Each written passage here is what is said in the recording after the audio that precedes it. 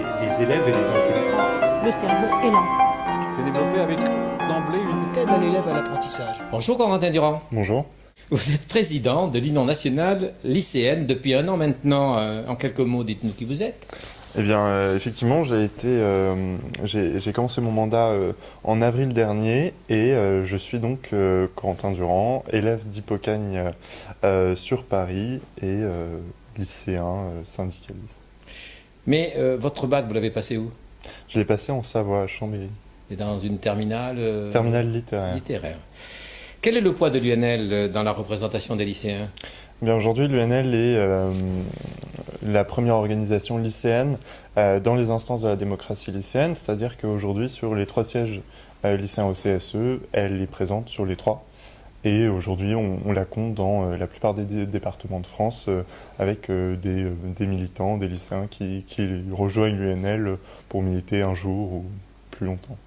L'UNL s'est manifestée dans l'histoire de l'éducation nationale en apportant son appui, je dirais, à un certain nombre de réformes pédagogiques. Je pense à l'éducation civique, juridique et sociale, je pense au TPE, à la création même des conseils de vie lycéenne.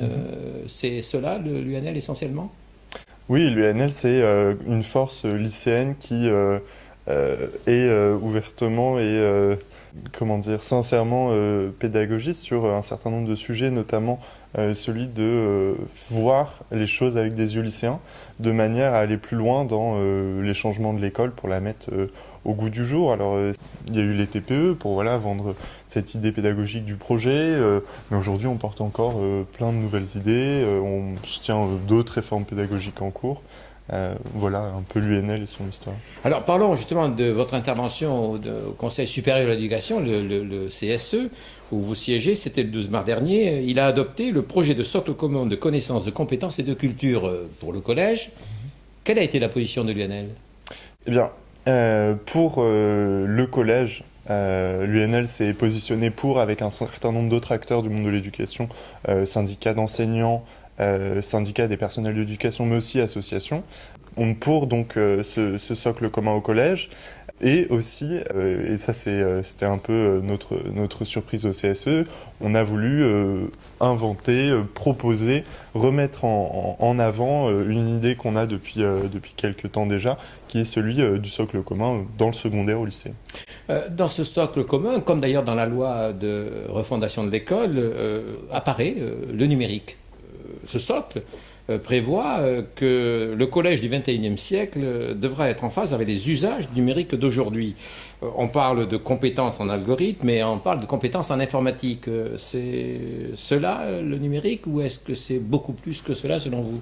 Bien, je pense que là, quand on parle seulement, disons, d'une vision assez technique du numérique, qu'elle soit sur les algorithmes, la programmation, le code à l'école, je pense qu'on va pas assez loin finalement dans la compréhension de ce que peut apporter le numérique à l'école. Pour moi, la culture numérique, et je pense que pour beaucoup de jeunes gens de ma génération, c'est aussi une culture du partage, de l'interactivité, de l'instantanéité, et c'est aussi une autre méthode cognitive. Et ça, je pense que c'est peut-être là-dessus que l'école a le plus de retard. Quand on voit les collectivités territoriales, quand on leur pose la question, elles nous disent qu'elles font de très gros efforts d'investissement, et c'est vrai. Pourtant, les usages ne décollent pas. Du moins, ils ne décollent pas vraiment sur le terrain, avec des situations, c'est vrai, extrêmement diverses. Pourquoi, selon vous, et que faut-il faire? Bien. C'est vrai que l'idée en soi apparaît bien, cette année, tel conseil général va offrir des tablettes à tous les collégiens du département.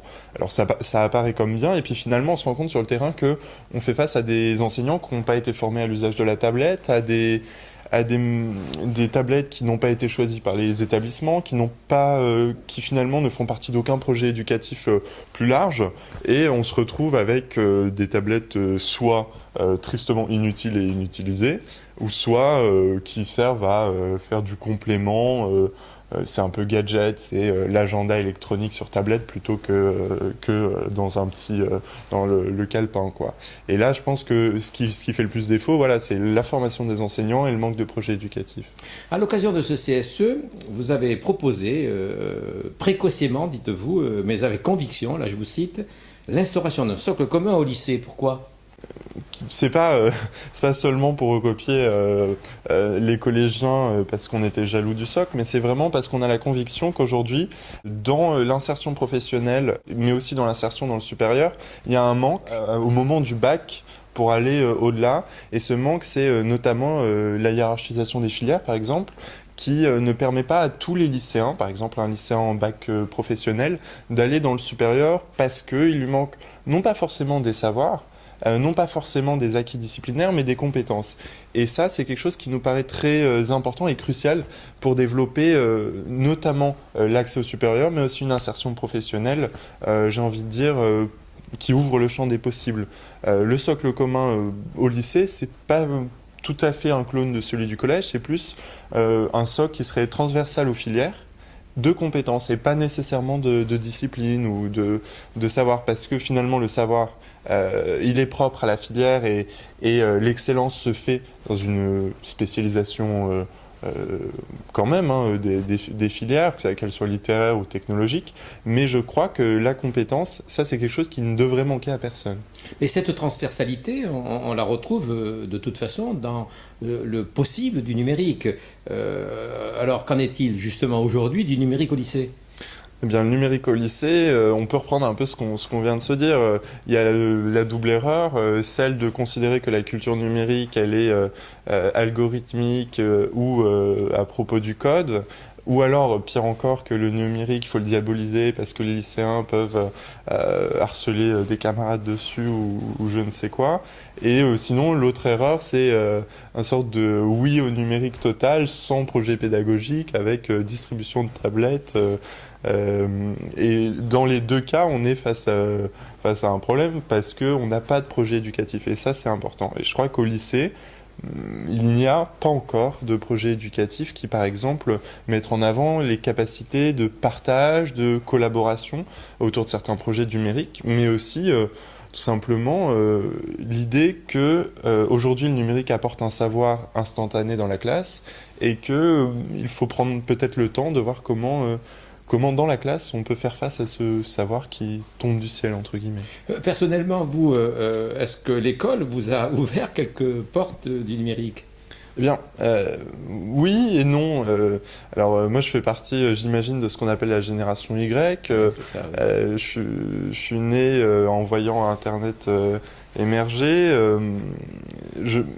Naturellement, j'ai su utiliser très vite un ordinateur et c'est vrai que j'ai jamais eu de retard informatique. En revanche, là où je crois que l'école a pu avoir un rôle à jouer pour moi et devrait avoir un rôle à jouer pour beaucoup d'élèves, c'est que j'ai eu une enseignante au lycée qui nous a permis, par exemple, d'identifier le numérique comme un nouvel outil pour notamment le champ de la littérature, du fait littéraire et de l'expression, tout simplement. Et ça s'est passé comment ? Eh bien, c'était le projet de Madame Caroline Duré, du coup, qui était enseignante dans mon lycée, et qui nous a proposé tout simplement de mettre sous forme numérique, sur les réseaux sociaux, tout simplement, les personnages du Père Goriot. On est dans l'innovation pédagogique, là. Complètement. Au lycée, bon nombre d'élèves posent la question de leur évaluation et plus particulièrement celle qui est mise en œuvre dans le baccalauréat. Vous en pensez quoi, vous avez passé le baccalauréat il n'y a pas très longtemps, vous avez donc au moins une idée. Et l'UNL, sur ce problème-là, quelle est sa position ? Eh bien, nous on identifie quand même que le baccalauréat c'est court, c'est 15 jours. 15 jours qui est censé résumer 15 ans de scolarité.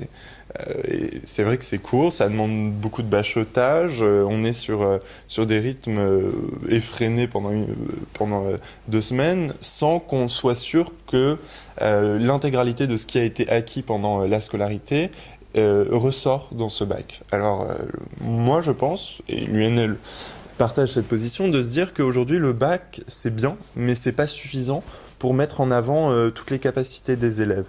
Et notamment, je pense qu'on peut aller vers une organisation d'un contrôle en cours de formation plus large et j'ai envie de dire qui serait moins une sanction que peut être le bac dans le dernier trimestre. Mais alors, contrôle continu ?